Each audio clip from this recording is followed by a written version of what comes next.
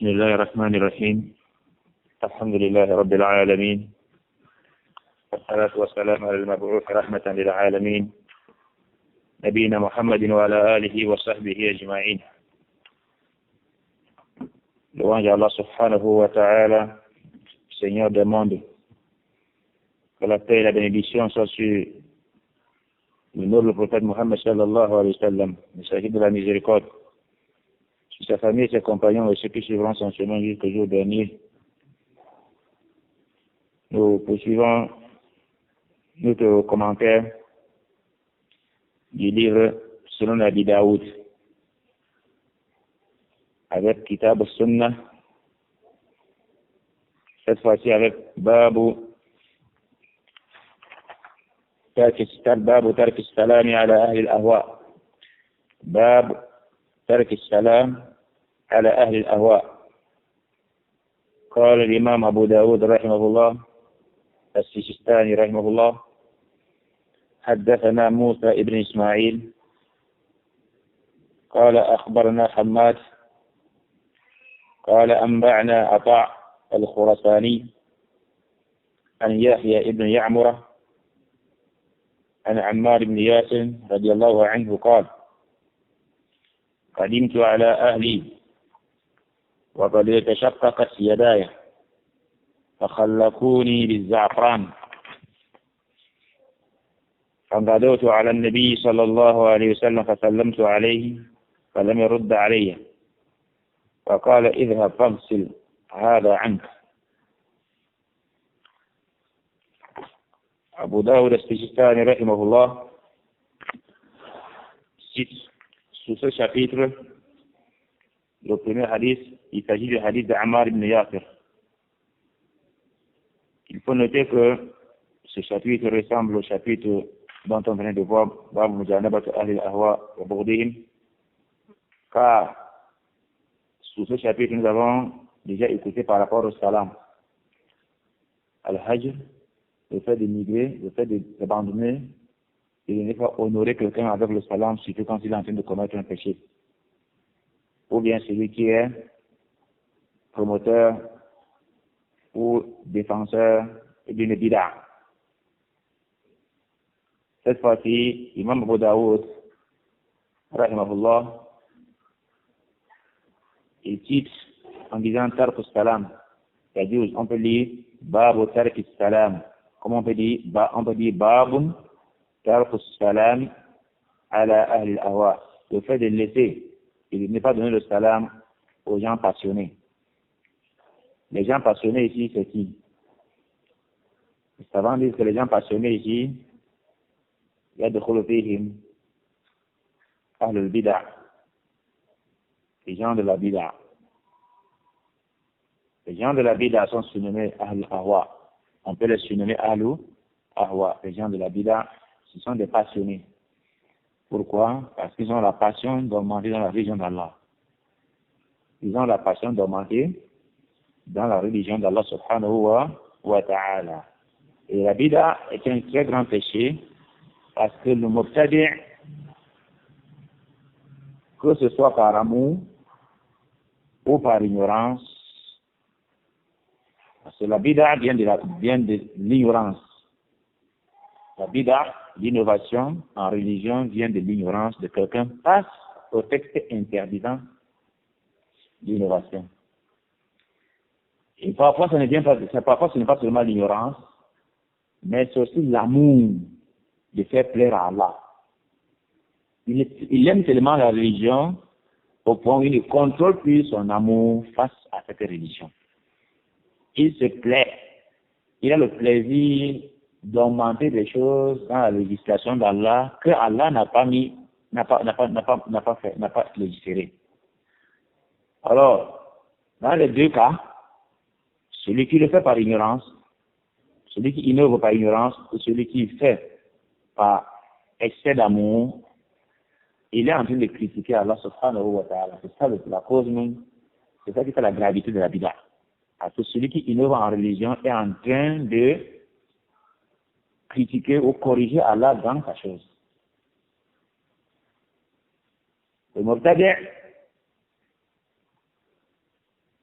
Dans son lisan hal, le lisan hal, c'est ce qui traduit ce que tu fais. Le lisan maqal, c'est ce que tu as dit. Mais le lisan hal, c'est ce que tu n'as pas dit, mais ce que tu fais, ça traduit cela. Dans son lisan hal, il est en train de dire que si Allah avait fait telle chose, ce serait mieux aussi. Si Allah avait fait comme ça, ce serait mieux. Il ne se limite pas à ce que le prophète a fait, mais il préfère augmenter. Et quiconque augmente a critiqué et corrigé Allah subhanahu wa ta'ala, le législateur par excellence. Raison pour laquelle, pour que tu comprennes le comportement du mubtadi' par amour, et que la plupart des mubtadi' innovent en religion, pas parce qu'ils détestent l'islam, mais parce qu'ils aiment l'islam au point où ils pensent qu'il est encore mieux de créer des choses pour venir augmenter. On dirait qu'ils prennent l'islam pour une voiture qu'on a achetée. Et que le concessionnaire n'a pas vraiment renforcé la voiture. Et il faut que lui, maintenant, quand il achète sa voiture, il doit renforcer pour que la voiture soit plus solide. C'est comme ça que le mubtadi' réfléchit avec la religion d'Allah. Alors, écoutez l'histoire de cet homme, Imam Darimi, nous sommes dans le titre. Imam Darimi, rahimahullah, dans son livre Sunan, il cite cette histoire de Abu Ayyub al-Ansari. Un jour, il se rend à Damas pour rendre visite à Abdullah ibn Mas'ud. Arrivé dans la mosquée, arrivé à Damas, il est passé par Jamia Dimashq, la grande mosquée de Damas à l'époque. Alors, il a entendu un bruit là-bas dans la mosquée. Oh, la mosquée, si un sahabi passe là-bas à la mosquée, c'est eux les premiers. Les premiers. Il est curieux de savoir ce qui se passe dans la mosquée, surtout que les gens hurlent à haute voix. Quand il est passé, il a trouvé les gens assis en cercle. Il y avait des cercles. Ou un grand cercle. Autour, les gens récitaient la ilaha illallah à haute voix et en une voix. Tous disaient la ilaha illallah. Et il y avait un doyen qui dit ce qu'on doit dire et on compte 100 fois. Regardez comment la Bible a commencé. L'un des disait donc, Halilu mi'a. Halilu veut dire la ilaha illallah. On dit la ilaha illallah, la ilaha illallah, la ilaha illallah, jusqu'à 100 fois. Quand ça finit, il dit sabbihu mi'a. Dites subhanallah 100 fois. C'est comme ça. Ils se sentent dans le plaisir de faire une ibada, mais sans demander est-ce que cette ibada-là a été légiférée par Allah et son messager. Est-ce que le messager a fait un truc comme ça? Mais sauf que, ils ont réfléchi quand même. On a du temps qu'on paie pour rien, et on pouvait faire le zikr. Alors ils ont ouvert leur porte de zikr, laissant la forme de zikr de Rasulullah sallallahu alayhi wa sallam. Quand ils finissaient du cap de Romian, en ce moment, ils comptaient des cailloux. C'est bien précisé, Abu Ayyub al-Ansari dit, ils ont des hassa, des cailloux, dont ils comptent le nom d'Allah. Subhanallah. Abu Ayyub al-Ansari, il se place à la porte, il les regarde en train de hurler, ils sont en train de faire, mashallah, l'iman est tellement monté où la tête bouge, les regards, on essaie un peu qui à la porte de la mosquée, alors que c'est Sahabi, Abu Ayyub al-Ansari, mashallah, le célèbre compagnon. Celui chez qui le prophète a campé 2 semaines pendant qu'il faisait léger à l'entrée de Médine, il a campé 2 semaines, on a construit la mosquée de Kouba sur son terrain. Mais Abu Ayyub al-Ansari est en train de passer. Il se tient à la porte, il ne reconnaît pas ce que les gens sont en train de faire. Pourtant, il est musulman et sahabi. Mais sauf que la manière de faire là, il n'a pas reconnu. Allah Akbar. Et s'il n'a pas reconnu cela, qui les a donc enseignés? Alors, par prudence, il ne s'est pas mis à les blâmer. Il allait voir Abdullah ibn Mas'ud parce qu'il venait rendre visite. Et c'est que c'est Abdullah ibn Mas'ud qui a enseigné cette manière de faire dans la Syrie, en Syrie. Hein? C'est donc comme ça qu'il cause avec Abdullah ibn Mas'ud.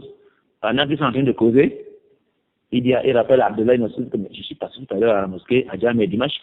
J'ai vu les gens en cercle, ils ont fait un cercle. Bref, comme le cercle de Wurid. Le Wurid qu'on connaît, le Wurid Tijani, le Wurid Soufia.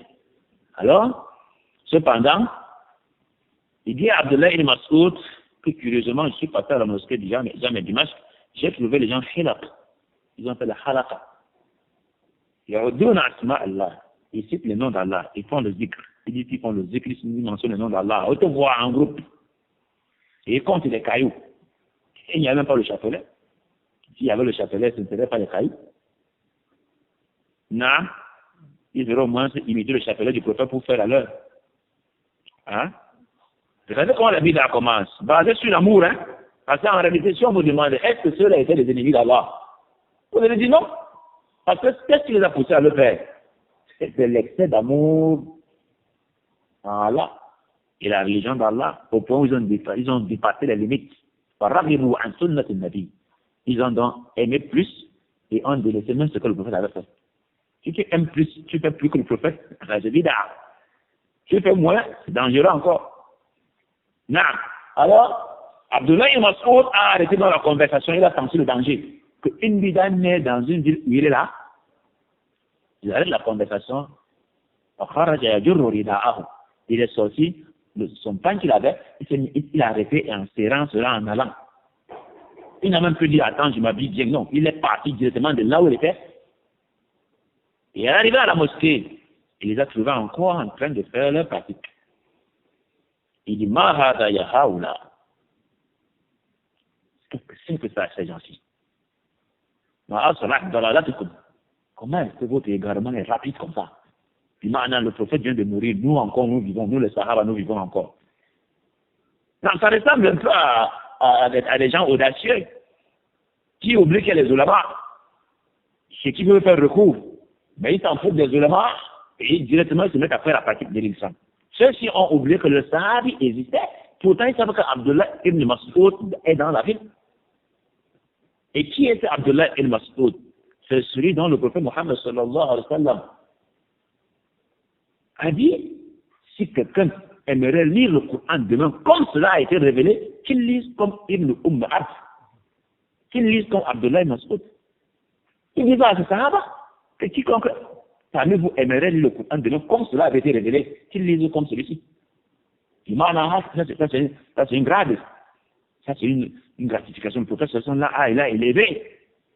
Et lui-même Abdullah disait, il n'y a pas un verset qui soit dans le Coran de Karim. Sauf que lui, Abdullah ibn Mas'ud, il connaît où ça a été révélé, quand ça a été révélé, sur qui ça a été révélé. Et que s'il y avait un verset dans le Coran dont il ne connaît pas l'historique, il prendrait l'engin la plus chère pour y aller récupérer la connaissance là. C'est là. Comme les gens sont dans une ville, ils innovent alors qu'il y a quelqu'un comme ça. Non.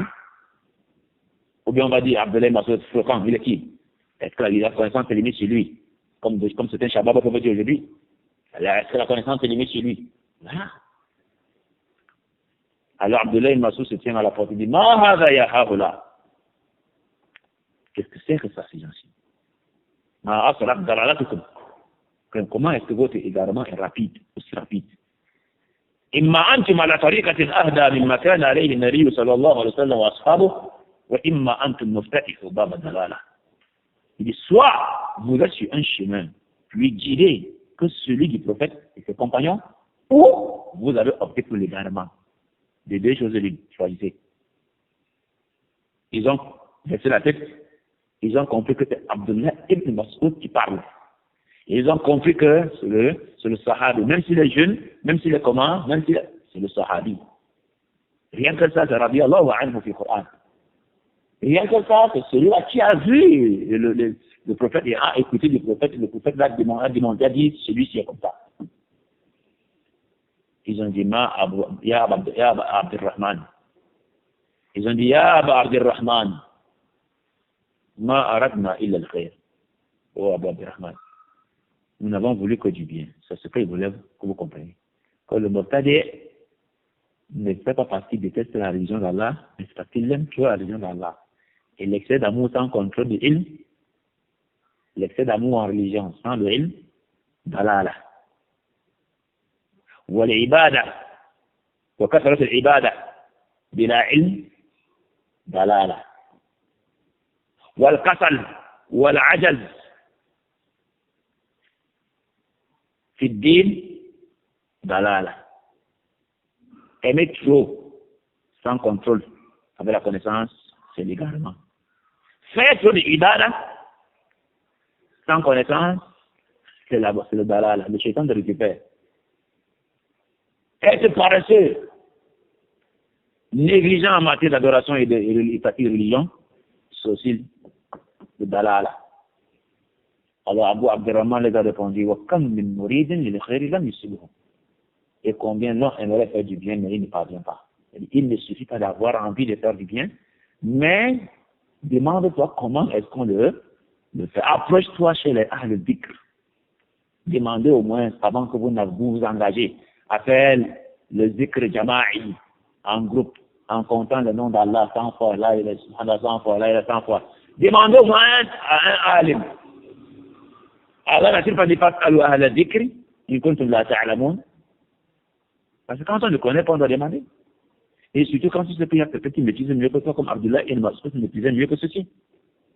Vous comprenez donc que ce récit, rapporté par Imam Darimi dans son Sunan selon un isnad Hassan, montre que Abdullah ibn Mas'ud avait blâmé ces gens-là. Il a condamné leur bida en totalité. Non, de la manière de faire, c'était inconnu. Le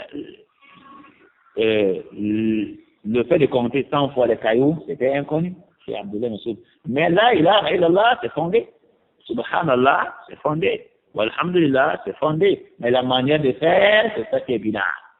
Ça veut dire qu'ils ont critiqué Allah parce que Allah a oublié qu'on fasse de prescrire une manière de faire comme celle-ci. Raison pour laquelle eux, ils ont trouvé mieux qu'il faut le faire. Non, quelqu'un peut dire, bon, si on a fait donc comme ça, n'est-ce pas, Allah peut toujours accepter, même comme c'est la bid'a, mais Allah peut accepter. Là, Allah n'accepte pas. من أحدث في أمرنا هذا ما ليس منه فهو رد. رد المعنى مردود على صاحبه غير مقبول. Rejeter sur lui, on ne prend pas. On va dire que bon, il a fait la bid'a, c'était par ignorance, c'était par amour aussi, mais il faut que Allah tienne compte de la fatigue qu'il a eu. Les insomnies, ce n'est pas plus. Allah n'a pas. Hein? Tes insomnies, ta fatigue n'influence pas sur Allah subhanahu wa ta'ala dans la bid'a. Non. Parce qu'un de sahabi aussi, dans le même récit, dans le même recueil de Imam Darimi, un de sahabi, le jour de Eid, a eu c'est plaît de sacrifier ta bête avant la salat. C'est-à-dire qu'il a réfléchi que le musulman est non loin de lui. Il peut, Inch'Allah, réussir à ramener le prophète et ses compagnons passant plus par chez lui avant de rentrer. Puis le matin, il a sacrifié sa bête. Le Eid al-Adha, il a immolé sa bête conformément, une bête qui a rempli toutes les conditions, et a fait cuire très tôt. Au point où quand le prophète sallallahu alayhi wa sallam a fini de salat, sa femme avait déjà braisé la viande du mouton, surtout l'omoplate, car le prophète aimait l'omoplate du mouton. Alors c'est comme ça qu'on lui sert. Pendant qu'il est en train de déguster avec ses sahaba, la plupart des musulmans, ils partent directement par ce sahabi sur l'invitation. Alors, pendant qu'il déguste la viande du mouton, il lui demande, comment est-ce que, ça c'est la viande de quoi? Il dit, c'est le mouton, ya Rasulallah.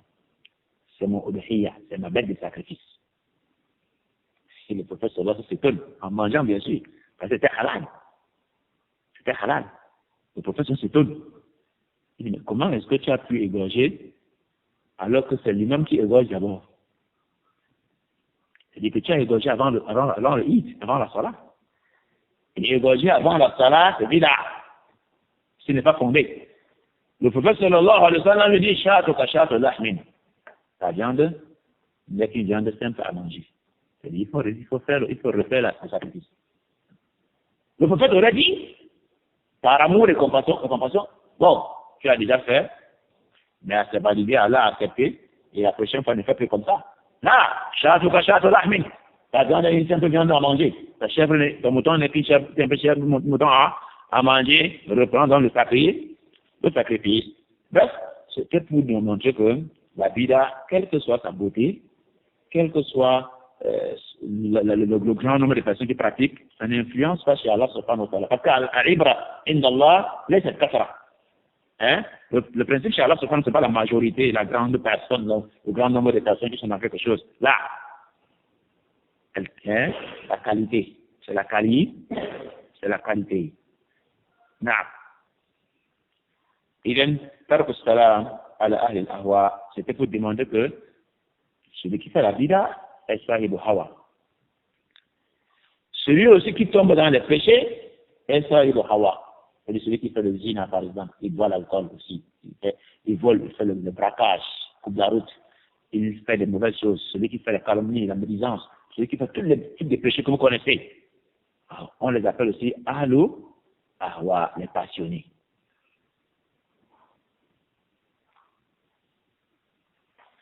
Il est passionné parce qu'il sait qu'Allah a interdit quelque chose, mais sa passion lui pousse à faire comment? À suivre cela. Alors, est-ce que la salam est bien pour eux?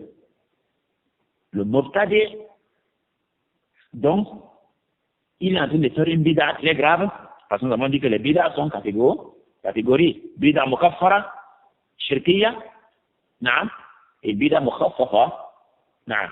Celui-là, celui qui fait une bida, qui atteint le niveau de kufr et de shirk, on voit da'i la bida'atihi, et encore surtout il appelle vers la bida'.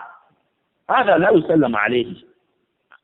Celui-là, on évite de faire le salam. C'est à lui que, c'est par rapport à lui que Abu Daoud dit, Babu tark salam ala ahli ahwa. Que celui-là, il ne mérite pas le salam. Mais maintenant, si c'est lui qui fait le salam, ça revient à ce qu'on a dit hier, que répondre n'est pas obligatoire.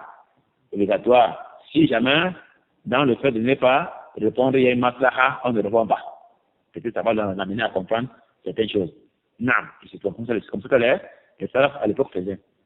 Mais maintenant, est-ce que moi je dois lui commencer le salam? Est-ce que moi je dois faire le salam? Non. Ahsan, il est meilleur que tu évites de lui donner le salam. Parce que donner le salam, c'est mustahab. Je peux encore éviter le salam. Mais je peux encore être complexé quand c'est lui qui donne le salam. Alors, rad le salam wajib. Donner le salam est mustahab. Mais répondre est wajib. Vous voyez? Non, c'est parmi les choses dont on dit, c'est parmi les choses dont qui ont deux ahkam. Mustahab et wajib. Donner le salam, c'est mustahab. Mais répondre est wajib dans le cas de quelqu'un. Mais si c'est quelqu'un qui est dans ce qu'on vient d'expliquer ici, alors, lui faire le salam n'est même plus mustahab. Mais s'il donne le salam, il est wajib de lui répondre. Hein? Il est wajib de lui répondre. Mais si jamais ne pas lui répondre, va être influencé à ce qu'il change. On va voir, oh là. Afroum. Alors, quelqu'un qui est en train de commettre un péché, soit il est bida, soit il est hawa, ma'asiyah. Mon salam dit de ma'asiyah, il est en train de commettre un péché. Je le rencontre, est-ce qu'il va lui faire le salam? هذا ممنوع شرعا. ممنوع شرعا. Quelqu'un est en train de boire sa bière. Il a une bière à main. Il est en train de faire et de boire devant un bar. Je suis en train de passer. Je dois le respecter en disant salam. Là, le salam, c'est l'honorer. C'est l'honorer. C'est lui donner des honneurs. En disant les Qatar pour vous, oh là. Laissez ne pas lui donner ce salam là, c'est encore préférable. C'est comme si tu l'as encouragé dans son ma'asiyah. Soit le bid'atin, il est dans une bid'a, en train de faire, ou bien les promoteurs d'une bid'a dans un village, il est le numéro 1. Et tu lui rencontres, il faut le salam. Tu l'honores. Ça fait la confusion. Ça fait que ceux qui ont du recul par rapport à sa bid'a sentent que, mais si c'est le chef qui donne la salam à ce monsieur, il l'honore ainsi, c'est que c'est pas grave aussi. Tu vas plutôt aider les gens à aller vers lui, alors que tu dois plutôt couper la route vers lui, en abandonnant le salam. Nous sommes en train de parcourir un livre de la sunna. Naam, Abu Daoud pouvait dire kitab ou aqida. Mais il a dit kitab ou sunna parce que sunna est fi muqabil bid'a. Il a dit de remonter, de nous sortir les aspects de la aqida, de manhaj al-sunna, contrairement au manhaj al-bid'a. On ne peut donc pas être un bon sunnite qui prétend marcher sur le manhaj al-sunna, mais on peut le tawqir, on fait l'honneur, on donne de l'honneur, de la place, hein, aux gens, à quelqu'un de la bid'a, parce qu'on est en train de l'aider dans sa da'wah. Mais si c'est un mubtadi qui est effacé, qui n'a pas la place, on ne le connaît pas trop. Mubtadi, khafi, sa bid'a est khafiya, là-bas, tout ça, le malade. Non? Ah, ici donc, vous comprenez le principe fondamental chez les Ahl-Sunnah wal Jama'a, c'est ne pas honorer les gens de la bid'a, ne pas les fréquenter, ne pas s'asseoir avec eux, trop marcher avec eux, ça s'appelle la confusion. Vous trouverez ça dans les livres de l'Aqida, dans les livres d'Aqida, les Sharh al-Sunnah de Barbahari, al-Sunnah de l'Alikai, l'imam Ahmed ibn Hanbal, beaucoup de livres de la Sunna, c'est comme ça qu'il explique là-bas.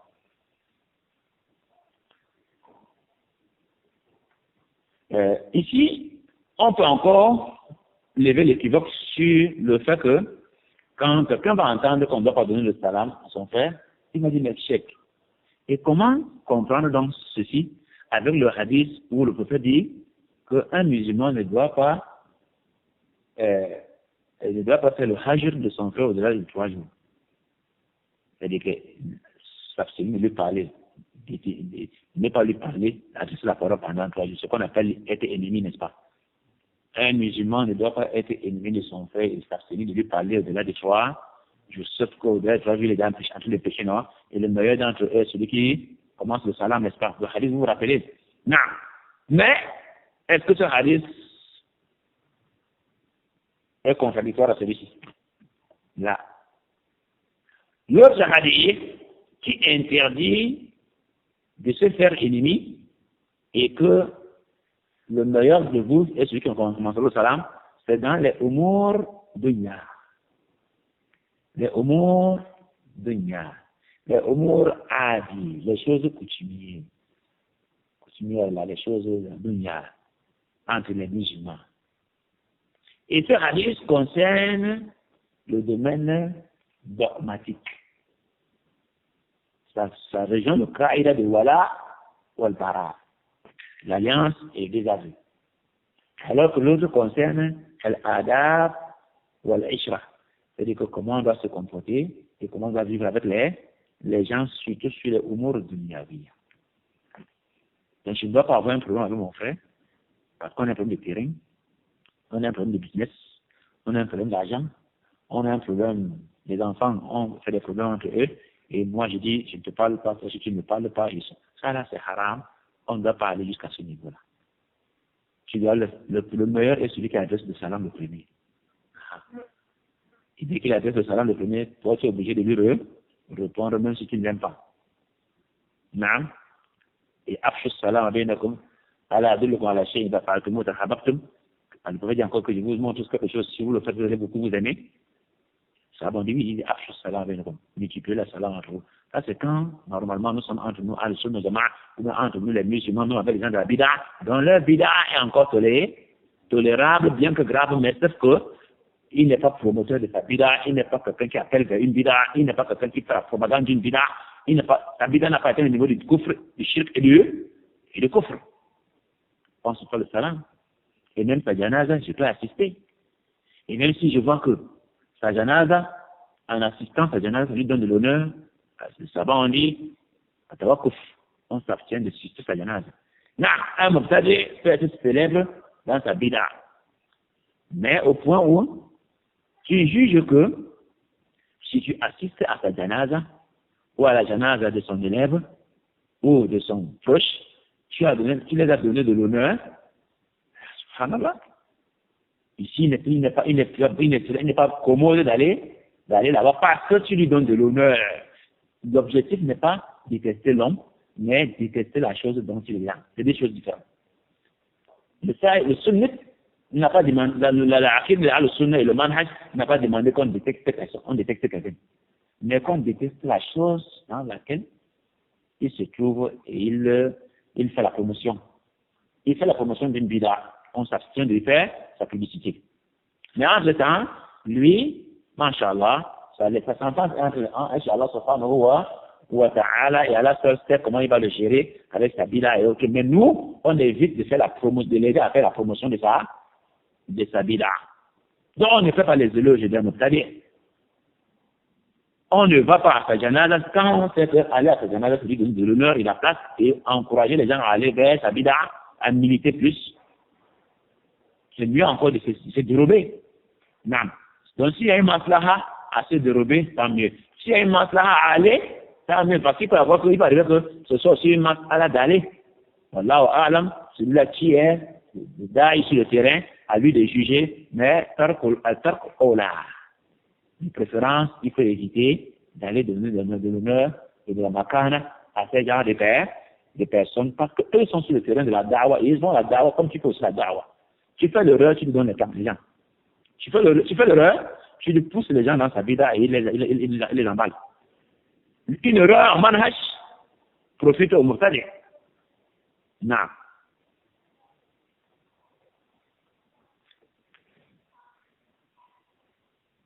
Imam Abu Daoud, rahimahullah, ici dans le hadith de Ammar ibn Yasir. Vous connaissez très bien Ammar ibn Yasir, le célèbre compagnon du prophète Mohammed, sallallahu alayhi wa sallam. Il dit, Qadimtu ala ahli. Je suis arrivé, il était allé lui aller quelque part. Il a travaillé durement. Quand il est rentré dans sa famille, et mes deux mains avaient vraiment eu des blessures. Donc il y avait les mains étaient fendues à cause du travail dur. Comme ça se passe en ce moment avec les pieds, n'est-ce pas? Les mains étaient tellement, c'est que les mains étaient vraiment fendues. La famille a eu pitié, sa femme a eu pitié de lui. Ils l'ont fait comment? Ils l'ont teinté avec le za'afran. Le za'afran, c'est le nectar des fleurs. C'est ce qu'on appelle en surface dans les grandes boutiques, le safran. On teinte parfois la nourriture avec le riz, avec et autres. Parfois c'est en couleur jaune, parfois en couleur rouge. Bref, c'est une parure pour les femmes, pas pour les hommes. Les hommes n'utilisent pas cela. Mais sauf que quand Ammar est rentré, de couture chez eux, on a essayé de mettre ça sur sa main, là où il y avait les femmes, c'était fendu, et puis pour au moins s'embellir. Et il y avait ça sur son corps aussi, un peu partout. Et ça même les vêtements. Alors il était tellement embaumé de ces choses-là. Or, c'est une parure pour les femmes, non, et non pour les hommes. Alors il dit, dès qu'il s'est reposé, on lui a fait tout cela, pour améliorer un peu son aspect, qui était déformé. Il s'est rendu chez le prophète Mohammed, sallallahu alayhi wa sallam. فسلمت عليه, il a fait le salam au prophète Mohammed, sallallahu alayhi wa sallam, فلم يرد عليه. Le prophète n'a pas répondu, salam. Ya salam. Vous imaginez un peu ce que ça fait que quelqu'un donne le salam à un Nabiullah. Nabiullah, Muhammad sallallahu alayhi wa sallam. Tu lui donnes le salam, il ne répond pas, ça fait travailler la tête. Tu te demandes si tu es devenu kafir. Tu te demandes si tu as blessé avec Allah, si tu as eu des problèmes avec Allah, parce que si tu as eu des problèmes avec Allah, le prophète s'aligne avec Allah, il s'aligne par votre nom, il fait son grand frère. Alors, il dit, quand le prophète lui a fait du salam, il lui a quand même dit pourquoi. Il dit, idhab, qala idhab, fangsil anka, hada anka. Idhab, fangsil, hada anka. Va, et lave tout ce que tu as sur toi là. C'est-à-dire, il faut dire, cette parure-là, on t'a embaumé avec du safran, ce n'est pas pour les hommes, c'est fait pour les femmes. Va laver tout ça, va nettoyer tout ça. Mais toi, tu penses que ce n'était pas grave, non? Toi, tu penserais que ce n'est pas grave. Et aussi, on va dire, le prophète était comme une shadid. Si ce point était vraiment shadid avec Ammar, il ne fallait pas. Là, on ne juge pas le messager. Parce que là, il n'était pas quelque chose de sa propre passion. Mais, la prophétie. Alors, le même hadith que vous voyez là, est passé dans le Bab Tarajjul, Kitab Tarajjul. Kitab Tarajjul. Le même hadith est plus explicite là-bas. Il dit, il est rentré, ici le hadith est fini. Parce qu'Abu Daoud voulait apporter la partie où le prophète lui a fait le salam, pour soutenir le titrage. Mais dans l'autre là-bas, dans Bab Tarajjul, comment est-ce qu'on peut embellir quelqu'un? Là-bas, le hadith est un peu plus long que celui-ci est plus explicite. Il est rentré, Il s'est nettoyé, mais quelques traces quand même sont restées. Il est encore revenu faire le salam, le prophète ne l'a pas fait répondu. Il va encore nettoyer tout ça. Jusqu'à ce qu'il allait le faire. Taï. Le shahid, le mahal de shahid, dans ce hadith, c'est le fait que le prophète lui a adressé le salam. Est-ce qu'il était tombé dans le kufr? Non. Mais sauf que l'acte qu'il a posé, c'est un péché. Et en tant que mutalab bisum bil ma'asiya, quelqu'un qui a envie de commettre un péché, parce qu'avec les enfants, c'est lui, il est en train de commettre un péché, il est mutalab bisum bil ma'asiya. Et le prophète s'est abstenu de répondre à son salam. À plus forte raison, l'adresser le salam. Quelqu'un qui est en train de commettre un péché ne mérite pas le salam. C'est ce que le hadith va enseigner. Que pendant que Ammar ibn Yasir est en plein péché trempé, le prophète n'a pas répondu à son salam. À plus forte raison, on a adressé le salam. Mais tu vas te demander où est le péché ici. Là, parce que le péché, c'est parce que il est tombé dans l'acte que font les femmes. Or, un homme qui tombe dans l'acte qui ressemble à ce que font les femmes, fait partie des péchés. Dans le hadith, authentique du prophète Mohammed sallallahu alayhi wa sallam dit, لعن الله الرجال يتشبهون بالنساء والنساء يتشبهن بالرجال. Allah maudit, Allah fait sa malédiction sur tout homme efféminé, sur tout homme qui veut ressembler à une femme. Subhanallah. Ammar n'a pas l'intention de ressembler à une femme. Mais puisqu'il est tombé, sa femme, la famille l'a plutôt aimé et ont fait des choses sur lui, hein, mais parce que ça coïncidait avec ce que les femmes font. Préméditement, Ammar n'a pas décidé, il n'a pas voulu qu'il ressemble à une femme. Mais de nos jours, les hommes veulent ressembler à des femmes, ils se mettent des boucles. Ils font des tresses. Ils laissent beaucoup de cheveux, ils font des tresses. D'autres vont même jusqu'à s'habiller comme une femme. Vous pensez que celui-ci, qui le rencontre, dit salam alaikum, ou bien un homme homosexuel, c'est-à-dire qu'un homme qui est comme une femme, féminine, hein, il te dit salam alaikum, tu dis wa alaikum salam, là. Mais Mabel Fajr, tu ne réponds pas, dans le sens où tu es en train de vouloir le blâmer et de l'amener à comprendre, tu es en train de faire le salam, de répondre à son salam. Et tu as un dinari, sallallahu alayhi wa sallam. Mais si tu constates que il est jahil au point où si tu ne lui fais répondre par son salam et attirer son attention, il ne comprendra pas ce qui se passe, amène-le. Réponds à son salam et tu l'amènes à comprendre que, il y a cet aspect sur toi, c'est la nasiha que je donne bien sûr, il y a cet aspect sur toi qui est l'aspect des femmes. Il faut changer. Il faut changer. Sinon, tu seras un homme efféminé. Et un homme efféminé est maudit par Allah. La malédiction d'Allah, Allah veut dire At-Tardu min ar-Rahma. Allah veut dire At-Tardu min ar-Rahma, expulsé de la miséricorde d'Allah. Si on dit La'ana Allahu fulan, il ma'na taradahu Allah min rahmatihi. Allah lui fait sortir de sa miséricorde. Et tu l'expliques un peu. C'est la nasiha. Peut-être qu'il n'avait qu'on ne connaissait pas, il va abandonner. Mais un homme efféminé, un homme qui est déjà comme une femme, c'est un grand péché. Alors les hommes, parfois ont l'habitude, pendant que sa femme fait les hinna avec les autres, lui aussi fait sa femme sur la même comme une femme, sur les orteils aussi, sur les doigts. Là, هذا مكروه هذا يكره ويحرم في حق الرجال. C'est pas permis que l'homme fasse le lale, le hinna sur les doigts, sur la main, sur les pieds. On trouve beaucoup d'hommes. Ça peut prêter une confusion. Si bien que une femme peut être dans une pièce, ou bien un homme de ce genre de maquillage peut être dans une pièce, pendant qu'on ne voit peut-être que ses pieds, chez le hinna, la femme pense que c'est une femme. C'est introduit dans la pièce sans savoir. Parce qu'elle se fait tromper par l'aspect féminin que cet homme-là. C'est un grand péché. تشبه الرجال بالنساء من الكبائر. Ça fait partie des grands péchés. Et pendant que Ammar a cet aspect sur lui, le prophète s'est abstenu de répondre à son salam. C'est ce qu'on doit retenir de ce hadith. Et c'est l'objet pour lequel Abu Daoud a apporté ce hadith sous ce titre. Tarku salam li ahli al-hawa. Parce que celui qui est en train de commettre un péché est déjà sahib al-hawa. Et les femmes qui veulent ressembler aux hommes, c'est aussi un péché. Une femme qui veut ressembler aux hommes, la musculature, l'habillement, les coiffures, tout ce que les hommes font, elle veut faire, elle est devenue comme un homme.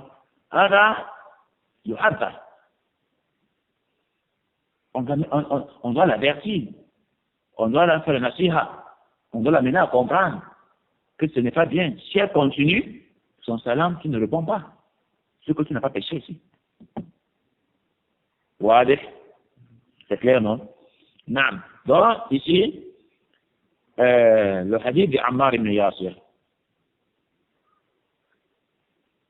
montre que pendant que l'on est en train de perpétrer un péché, on lui adresse le salam. Et si jamais il ne connaissait pas, il a lieu de lui faire la nasiha pour l'expliquer, parce que parfois, il ne faut pas seulement refuser de faire le salam à quelqu'un qui vient de répondre à son salam, mais il faut parfois l'expliquer et l'amener à comprendre qu'est-ce qui ne va pas. Et la dawa accompagne avec un bayan. Quand tu fais le nahi munkar, il faut apporter le bayan, l'explication pour que l'on sache ce qu'il a fait de mauvais. Il peut être dans une société où tout le monde vit comme ça, les hommes avaient les tresses, les hommes avaient les boucles, les démarches comme les femmes, et il ne connaissait pas que c'est haram. C'est un modèle pour lui. Le lendemain, la dawa, un prédicateur refuse de lui faire de répondre à son salam, il est perdu, il ne sait pas ce qui se passe. Amène-le à le accompagner. Et s'il ne change pas, tu t'arrêtes de lui répondre son salam. Ça, c'est un. De deux, le hadith aussi montre que le za'afran, ces histoires de peinture, c'est pour les femmes. Non. Les femmes ont un parfum. Leur parfum est sans odeur. C'est les trucs comme les za'afran et autres. Les hommes ont des parfums sans couleur, mais sans odeur. C'est ce qu'on utilise généralement. C'est la part des choses. Dans la charia, dans l'islam, les femmes n'utilisent pas des parfums à odeur. Sauf dans le cadre très restreint dans leur maison. Et des odeurs qui ne vont pas durer. Parce que si elle sort avec, à chaque fois qu'elle passe, les hommes écoutent le parfum de son parfum, on lui prescrit le zina. Elle n'a pas fait le zina, mais on lui prescrit le zina parce que tout homme qui apprécie son parfum, ça joue dans son cœur, et c'est comme ça que l'envie de cette femme-là lui dérange. Les anges écrivent zina. Partout où son parfum évolue. C'est pour ça que leur parfum est sans odeur, mais a les couleurs, comme les henna, les trucs avec on tient les mains avec là. Hein? Non. Et les hommes, eux, ils doivent éviter cela, et leur parfum a des odeurs. Non. C'était ça, donc, le hadith de Ammar ibn Yasir. Abu Daoud, السجستاني دي حدثنا موسى ابن إسماعيل التبوذكي ثقة من رجال جماعة قال أخبرنا حماد بتجده ابن سلمة حماد ابن سلمة ابن دينار البصري أبو سلمة ثقة ثبت نعم كان من أثبت الناس في ابن دينار إلى قد يصير عطاء الخراساني c'est Ata ibn Abi Muslim, Abu Uthman al-Khurasani. On n'est pas confondre avec Ata ibn Abi Rabah. Ça c'est Ata ibn Abi Muslim al-Khurasani. Alors que l'autre c'est Ata ibn Abi Rabah, min Sadat al-Tabi'in. Comme il y a Tabi'in. عن يحيى بن يعمر عن يحيى ابن يعمر يحيى ابن يعمر يوسي il est ثقة. عن عمار ibn Yasir, lui aussi, il est le compagnon du prophète Mohammed sallallahu alayhi wa sallam min rijali jama'a. نعم. عطاء الخراساني dans تقريب التهذيب حافظ بن حجر dit صدوق يهن. Certains savants hypothèquent ce hadith à cause certains savants veulent faire le tadhib de ce hadith se basant sur le personnage de Ata al-Khurasani. Il est Sadouk, son hadith est Hassan. Mais sauf qu'en plus de Sadoukun, Hafiz al-Hajar dit Yahin, dit qu'il se leurrait beaucoup. Il faisait beaucoup d'erreurs. Sadoukun Yahin. Mais sauf qu'un imam muslim dans son sahih le mentionne comme personnage. il est parmi les rijal des imams muslims dans son sahih et les 4 auteurs des sunnah. Les rijal des muslims wa ashab sunnah. Son sentient du peuple Ata ibn Abi Rabah et Sadouk, Ata al-Khurasani et Sadouk, l'isnad de ce hadith sera Hassan. Et ce hadith, même si Ata est Sadouk, lahu mutaba'a. Il a ce qu'on appelle mutaba. Le mutaba, ça veut dire qu'il y a un autre personnage qui le renforce dans la chaîne de toute information à la même génération. Ça veut dire qu'il n'est pas le seul à rapporter cette histoire. قال أبو داود رحمه الله حدثنا موسى ابن إسماعيل قال أخبرنا حماد عن ثابت البناني عن سمية عن عائشة رضي الله عنها أنه اعتل بعير لصفية بنت خيي وعند زينب فضل زهر فقال رسول الله صلى الله عليه وسلم لزينب أعطيها بعيرا فقالت أنا أعطي تلك اليهودية فغضب رسول الله صلى الله عليه وسلم فهجرها ذا الحجة والمحرم وبعد الصفر. Abu Daoud, As-Sijistani, rahimahullah, cite le second hadith sur ce chapitre, Babu Tarku As-Salam, ala ahli al-ahwa. Le second hadith, le hadith de Aïcha, radiallahu anha, al Mu'minin, Siddiq, bint Siddiq, il dit le prophète Mohammed, la chamelle de sa fille avait eu une maladie. Elle raconte cette histoire. Elle dit la chamelle de sa fille, l'une des épouses du prophète Mohammed avait été malade. C'était sa fille bint Khiyy. Alors que chez Zainab, qui est aussi l'une des épouses du prophète Mohammed, il y avait une chamelle supplémentaire, c'est-à-dire une chamelle qui était en santé, elle n'a pas de problème. Le prophète a demandé à Zainab de prêter sa chamelle à sa fille parce qu'elle devait sortir. Donc, prête sa chamelle à sa épouse, sa fille. Alors, Zainab a dit, je vais donner ma chamelle à cette juive. Je vais donner ma chamelle à cette juive. C'est-à-dire pour dire qu'elle ne donne pas. Je ne peux pas donner ma chamelle à cette juive. Elle a appelé sa fille juive. C'est vrai parce que sa fille, dans son lien familial, elle est de la descendance de Moussa alayhi salam. Elle est de la descendance de Moussa alayhi salam. Et le prophète sallallahu alayhi wa sallam l'avait épousée. Alors, ça veut dire que Zainab utilise ce lien familial de sa fille pour lui traiter de Yahoudiya. Oh, Yahoudiya veut dire est dans une autre religion autre que l'islam. C'est pour ça que tu dis à ton frère, tu es qu'un Yahoud. Ce que tu as dit que tu es kafir. C'est une manière de dire tu es kafir. Tu es Nasara.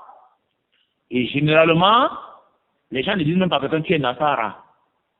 Mais on aime dire tu es Yahoud. Tu fais comme un Yahoud. C'est dangereux. Parce que c'est tenter de faire le takfir de quelqu'un. C'est déjà aller évoluer vers le takfir d'un musulman. Or, il est venu dans Sahih Muslim.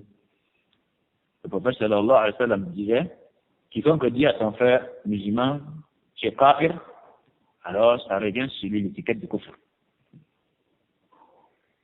Ou c'est deux choses. Soit il est vrai kafir, ou s'il ne l'est pas, alors renvoie l'étiquette de kufr sur toi qui as prononcé. Quand Zainab dit non, je dois donner ma chamelle à cette juive, Allah dit à Rasulullah sallallahu alayhi wa sallam, le prophète s'est donc fâché. Le prophète s'est fâché. Et a cessé de parler, de cohabiter avec Zainab tout le mois de Zéphidja, tout le mois de Muharram et une partie de Safar. On peut dire 2 mois et demi. Sans parler, sans cohabiter avec elle. À cause de la parole qu'elle a prononcée. Taïb. Ici, tu vas te demander, qu'est-ce qu'elle avait dit de grave pour que le prophète sallallahu alayhi wa sallam la mette en quarantaine, la mette à l'écart pour 2 mois et demi. C'est dur pour une femme. Qu'est-ce qu'elle avait dit de grave?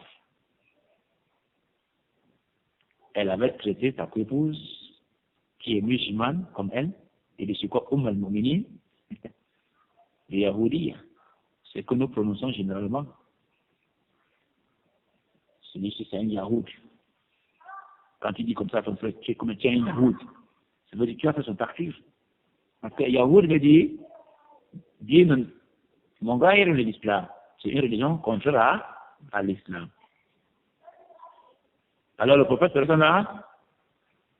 l'a blâmé, s'est fâché contre elle, l'a blâmé, et l'a empêché, et s'est assumé de lui parler pendant 2 mois quelque. C'était pour qu'elle comprenne qu'elle est tombée dans une erreur grave. Et qu'elle comprenne, et que les gens comprennent qu'on ne s'amuse pas avec le takfir. Le fait de traiter quelqu'un de kafir. Non. C'est vrai que dans le chapitre de la jalousie des femmes, il y a parfois du laisser aller, que la jalousie entre 3 femmes, n'est pas trop condamnable. Mais sauf que ça va extrapoler, c'est entrer dans le niveau du takfir. Une femme peut être jalouse et tenir même parfois des propos à l'égard de sa épouse, mais qu'elle évite d'offenser celle-là dans sa religion et son dogme. Allah ne tolère pas. Ou bien l'offenser dans sa dignité. Allah a dit que les dignités sont protégées. Tu ne peux pas avoir des problèmes avec ta épouse, tu dis, vraiment cette fornicatrice. Tu as offensé sa dignité et tu as dit sur elle ce qu'elle n'a pas fait et tu vas apporter les preuves, sinon tu vas être puni pour diffamation. Tu ne peux pas avoir les problèmes avec ta épouse, tu dis, vraiment cette mécréante. Attention. Si elle n'est pas mécréante, vrai, l'étiquette de mécréante revient Yom al-Qiyamah. Parce que ça a dépassé les limites d'une jalousie. Mais entre elles peuvent se faire des challenges, elles peuvent se dire n'importe quoi, mais pas extrapoler. Alors, le prophète sallallahu alayhi wa sallam a cessé de lui parler pendant tout le mois de Zilhijjah, de Muharram et de Safar. Le Zilhijjah, c'est le dernier mois du calendrier, n'est-ce pas? Le premier mois du calendrier, c'est Muharram. Ça fait déjà 2 mois. Et une partie de Safar. Et une partie de Safar. Non. Ceci montre aussi que le hadith nous montre que pendant que celle-là a commis un péché aussi grave, elle est tombée dans une erreur aussi grave, le prophète sallallahu alayhi wa sallam l'a considéré le sahiba de Hawa. Le prophète l'a considéré d'une passionnée et a appliqué sur elle la loi d'une passionnée, c'est-à-dire s'abstenir de lui faire de salam. Et jusqu'à ce qu'elle-même a compris qu'elle avait dépassé les limites. Or, ça ne coûtait rien de donner à sa épouse, de lui prêter son chameau. Elle a fait ses courses et elle revient de remettre. Ça, normalement, les femmes le font. Mais sauf qu'à un moment, parfois, elles ont des petits rancœurs dans leur cœur qui les empêchent et qui voilent leur esprit de faire un moindre bien quelconque. Or, la chamelle ne va pas diminuer le poids parce qu'elle est allée au service de ta épouse. Mais juste que tu as eu les mérites pour avoir prêté ta soeur à quelque chose. Non. On peut aussi tirer profit de ce hadith que les sahabiyat étaient des personnes qui pouvaient aussi commettre des péchés et qu'elles n'étaient pas des anges. Et que c'est à cause de ces péchés qu'elles commettaient que maintenant nous en profitons pour ne pas tomber dans ce genre de choses-là. Et que malgré même ces exactions, ces erreurs-là, Allah subhanahu wa ta'ala les a gratifiées d'un paradis. Que ce soit Zainab, que ce soit Safiya ici, tout comme Aïcha et bien d'autres femmes de prophète Mohammed, sont les ummahat al-mu'minin, sont les mères des croyants. Ceci n'a pas fait sortir Zainab al-mu'minin. La punition que le prophète lui donne, ne lui fait pas sortir mal. La punition que le prophète lui donne ici, ne faut pas qu'elle soit en moins que les autres femmes au paradis. Ce sont tous les épouses du prophète au paradis, malgré ces erreurs-là. Comme les Sahaba, ils ont commis certaines erreurs aussi, ça n'a pas diminué le degré qu'Allah subhanahu wa ta'ala a fixé le maquillage au paradis dans Radiyallahu wa Radu. Allah ذلك لمن خشى ربه. Ça c'est la récompense de ceux qui ont craint Allah, le Seigneur. Naam. Radiyallahu anhum wa radu anhum. Allah les a agréés. Mais il y a des erreurs, non? Ils ont commis des choses, Allah les a critiqués. Voilà Ammar, qu'on venait de voir. Le prophète ne fait de répondre au salam. Est-ce qu'il est devenu kafir? Là, on a vu Ka'b ibn Malik. Hier, il est célèbre compagnon au paradis, malgré tout ce qui s'est passé. Non, c'est ça l'homme, c'est ça le musulman. Savoir que ton frère musulman peut tomber dans une erreur. Et même s'il tombait dans une erreur, ce n'est pas obligé de faire son takfir. Et de le traiter d'impie, quelqu'un qui est déjà égaré. Là. Parce que ce que tu critiques sur lui, et ce que tu reproches sur lui, demain tu risques de tomber dans ce que tu piques pas. Nous avons connu sur le terrain de la da'wah aussi des gens hier qui disaient que toute personne est intransigeante. Il ne tolérait rien. Comme s'il était un ange et les autres sont des humains. Des gens qui se comportaient comme des super croyants.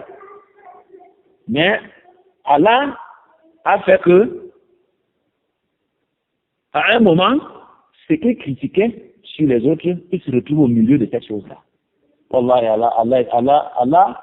Allah est imprévisible. Allah fait comme il veut et personne ne le juge.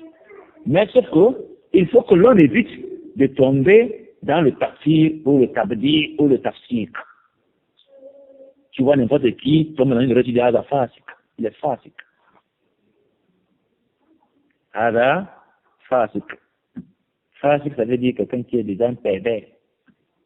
Alors que la perversité dans laquelle il est, tu risques d'être dans ce qui est plus grave que ça demeure.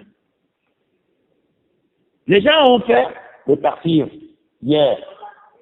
Masha'Allah. Allah les avait facilités, ils ont compris la sunna.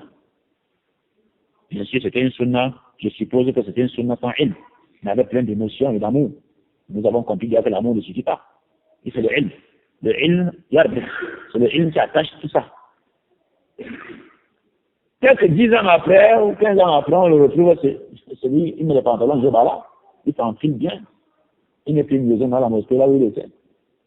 Il a tellement critiqué le monde au point où il n'a pu trouver un homme parfait. Si bien qu'il a fini par se critiquer lui-même aussi, c'est comme ça que ça finit. Ça se solde comme ça. Que tu critiques X, Y, Z, A, B, des gens, finalement tout le monde est pervers. Il reste que toi. Après la critique commence sur toi-même aussi. Tu commences à te critiquer toi-même. Au point où tu vois que finalement, tu n'es plus le meilleur comme tu pensais. Tu commences à dire, mais finalement même, cette histoire-là, et ce genre de sunni, tu les trouves aujourd'hui, c'est nous qui avons commencé la sunna. En 80, 79. Mais tu n'as plus de barbe, mon frère. Ta sunna a évolué en diminuant la barbe. Ta sunna a diminué envers les isbal. Tu as vu ce maintenant. Ta sunna a diminué dans les jobala. Tu as laissé les séances dans les jobala. Ta sunna a diminué, tu n'es pas plus comme tu n'es plus musulman dans la mosquée où tu étais musulman. Et ta sunna a diminué parce que aujourd'hui, tu n'es ni à gauche, ni à droite. Dans l'islam, on ne sait pas dans quoi. Oh, hier, c'est celui dont tu créais tu traitais de classiques. Il a évolué. C'est celui qui est là-bas. Celui qui est dans le muscle sac. Celui qui est dans les jama'a. Il est musulman. Il est, mashallah, il a créé le Coran. Il lit bien le Coran. Peut-être qu'il est devenu un bon talib ilm. Alors, c'est pour cela que, si on écoute bien, les hadiths du prophète Mohammed sallallahu alayhi wa sallam, on vit bien. Celui qui manque le ilm du hadith, il ne peut pas bien comprendre la religion. Même s'il a le Coran dans la tête, mais le manque de la compréhension des hadiths fera qu'il va stagner dans la religion aussi. Parce que c'est les hadiths qui régissent. C'est les hadiths qui organisent la vie de quelqu'un. Ça le ramène dans l'histoire. Il a peur, il redoute encore. Il espère, et ils craignent encore. Parce que quand ils pensent à l'histoire de tel, ils disent, ce qui avait arrivé tel, il ne faut pas que ça m'arrive. Le prophète sallallahu alayhi wa sallam dit, quiconque couvre les défauts de son frère musulman, Allah couvre ses défauts. Ça veut dire quoi? Que celui qui divulgue les défauts de son frère, attends-toi. Non, il est sûr que tu ne peux pas t'en sortir. Celui dont ses défauts sont cachés. Mais tu vas, tu viens démontrer que tel est comme ça, tel est comme ça. Pourtant, ils ne connaissent pas. C'est même interdit dans le manhaj de Al-Sunnah wal Jama'a que même si quelqu'un est mubtadi et que sa bida est cachée, laisse que ce soit caché. Ne pas prendre pour venir montrer que tu dis que c'est comme ça. Parce que tu fais ta publicité sans savoir. Laisse que ça reste caché. Et quand les gens découvrent, les gens vont découvrir, alors ils vont te poser des questions sur ça, tu vas faire le bayan. Mais ne pas retirer dans l'eau, c'est caché, pour venir démontrer aux gens que le film où tu étais, il est chia. Les gens ne connaissent pas qu'il est chia, et que même dit chia. Tu peux maintenant, parce que tu veux faire la dawa, tu peux maintenant ramasser un certain dans le quartier qui est caché dans un champ. Personne ne le connaît. Avec sa bida, tu viens démontrer qu'il est comme ça. Les gens vont dire, chia, toi je me connais. Chia avait dit que quoi? Tu ne connais pas la chia. Toi aussi tu es un gars. Tu ne connaissais pas, il est déjà c'est toi qui as apporté le nouveau mot là. Le nouveau mot, ça c'est un nouveau mot. La grande ligne, à 40 ans, il ne connaît pas ce qu'on appelle chia. Tu viens avec le mot chia, il demande ça veut dire quoi? Tu dis en gros, tu te prends. Alors, tu fais de la publicité de la vida sans savoir. Combien de fois quelqu'un qui est mu'min comme toi, mais sauf qu'il a un petit défaut qu'il cache, et personne ne connaît, mais tu connais. Si tu divulgues ce défaut-là, attends-toi le jour où Allah subhanahu wa ta'ala va te sortir ce qui est plus grand que ça. Man satara musliman, satarahu Allah. Ça veut dire que Allah, si tu couvres les défauts de ton frère, Allah couvre les tiens. Ça veut dire que si tu divulgues les défauts de ton frère, sois sûr que Allah, même si tu n'as pas de défauts, sois sûr que Allah est capable de créer un défaut. Allah est capable de créer un défaut sur toi et que tu deviens le plus grand malfaiteur, le plus grand pécheur, et tout le monde voit.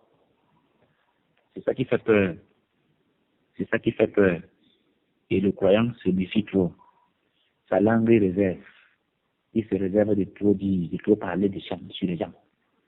C'est pour ça que le ilm rijal, la science des personnages, c'est une autre science très dangereuse. D'abord, on se blesse facilement. Si tu te comportes mal sur le ilm rijal, parce que tu as entendu les savants parler de cela, comme on parle ici, on dit tel est comme ça, tel est comme ça. C'est parce que dans le livre, le récit, il qu'on est en train de travailler avec la risque, mais je n'ai pas le droit au quartier de commencer à parler sur les gens que tel est daïf, tel est masrouk, tel est munkar, tel est... Est-ce qu'il y a une riwaya qui l'apporte pour que je l'identifie? Là, même si c'est entre nous les hommes, on a quand même une règle de vie, non? C'est que celui qui est face, quand il apporte une information, je n'ai pas besoin d'un texte coranique pour ne pas travailler avec, non? Nous nous comportons dans la société comme Allah a demandé sans savoir. Dans les conversations, dans la communication et les informations, l'être humain a une manière de traiter les infos. Ça encore lui enseigne le Coran et la Sunna. Ça encore lui enseigne le ilm rijal. Il n'a pas les catégories de tahrir. Le seul qui va se comporter comme ça. Quand on vient lui dire, tel est malade, tel est décédé, pardon. Il y a quoi? Pourquoi il ne donne pas raison directement à celui qui a apporté l'information? Il appelle encore le téléphone pour confirmer. Pourquoi il confirme? C'est parce qu'il doute de l'information de celui. C'est normal, c'est que le Coran a demandé qu'il y a un compas comme il y a une fatabaïa. Si un père qui avait une information, il faut d'abord investiguer. Ne commence pas à pleurer que tel est mort, aussi à raconter que tel est mort alors que tu n'as pas vérifié. Surtout que la personne qui a donné l'information, tu as tendance à douter sur sa bonne foi. Et il y a des personnes qui te disent que tel est mort. Bon, tu n'as même plus besoin de... Tu commences à pleurer. Hein? Parce que tu as foi, ce qu'il dit, mais ça, c'est la même chose. Dans le mode de vie, les gens, ils appliquent. Mais ils ne savent pas que c'est la loi d'Allah subhanahu wa ta'ala comme ça. Donc, c'était pour dire donc que le prophète sallallahu alayhi wa sallam a donc condamné Zainab pour avoir refusé, pas pour avoir refusé sa chamelle à celle-là, mais parce qu'elle a dit quelque chose qui est dangereux. Si elle dit, je ne donne pas ma chamelle, je ne peux pas donner ma chamelle à ma épouse, c'est autre chose. Je ne peux pas donner ma chamelle à ma épouse, ça fait, c'est autre chose. Elle n'est pas blâmable, elle n'est pas très condamnable pour ça. Non? Même si Allah dit Ma'oun, mais qui refuse à son proche ou à son voisin ou à quelqu'un, al-ma'oun, ce qui peut l'aider comme les petits ustensiles de la maison là. Hein? Donc comme ça, Allah dit, fawailu lil, alladhina hum an salatihim, alladhina hum yura, wa yamna'un al-ma'oun. Allah dit, il fallait le feu est réservé pour les gens qui ne prient pas. Ils ne respectent pas les prières. Walladhina hum yura, et ceux qui se montrent, ils se vendent. Les gens qui aiment souvent se gonfler là, c'est eux qui aiment refuser les petits ustensiles. Tu viens de prendre un peu de sel, il dit, tu ne peux pas acheter le sel. Les gens vendent le sel qui est moins cher. Quand tu achètes un sac de sel, or, il oublie qu'on peut acheter un sac de sel, mais à un moment de la journée, le sac de sel finit pendant qu'on a la nourriture au feu. Et qu'il faut à tout prix du sel. Allah dit, c'est ces gens-là qui ont l'habitude de refuser aux gens les petites choses du bien du tout. Mais même comme ça, c'est moins grave, non, que la parole qu'elle avait prononcée, qui a suscité la colère du prophète Mohammed, sallallahu alayhi wa sallam, et il lui a fait le hajr pendant 2 mois, quelques. نعم. والحديث ضعفه الباني لعله لهذه سمية البصرية الكلام مقبول أن قد متابعة يحصلك على الحديث ضعيف comme la Cheikh Albani rahimahullah et apparemment ضعيف à cause de cette Sumayya qui est maqboula.